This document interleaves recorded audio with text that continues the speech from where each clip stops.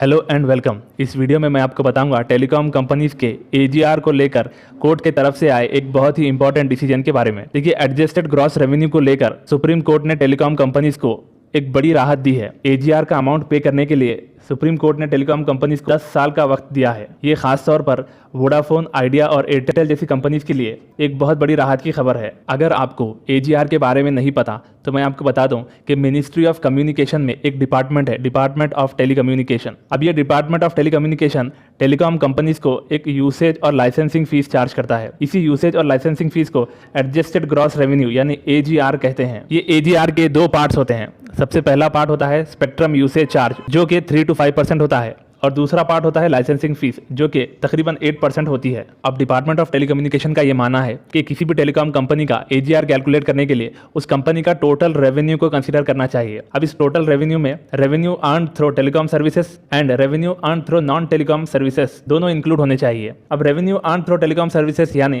कि वो रेवेन्यू जो कंपनी आपको टेलीकॉम सर्विसेज प्रोवाइड करके कमाती है, और नॉन टेलीकॉम सर्विसेज यानी वो रेवेन्यू जैसे कि डिपॉजिट इंटरेस्ट और कंपनी के एसेट्स बेचने पर जो रेवेन्यू जमा होता है, नॉन टेलीकॉम सर्विसेज रेवेन्यू कहा जाता है। दूसरी तरफ टेलीकॉम कंपनीज का ये मानना है कि एजीआर को सिर्फ टेलीकॉम सर्विसेज से आई हुई इनकम के बेसिस पर ही कैलकुलेट किया जाना चाहिए। लेकिन सुप्रीम कोर्ट ने पिछले साल टेलीकॉम कंपनीज के अगेंस्ट फैसला सुनाते हुए कहा कि टेलीकॉम कंपनीज को इमीडिएटली अपना बचा हुआ एजीआर गवर्नमेंट को पे कर देना चाहिए।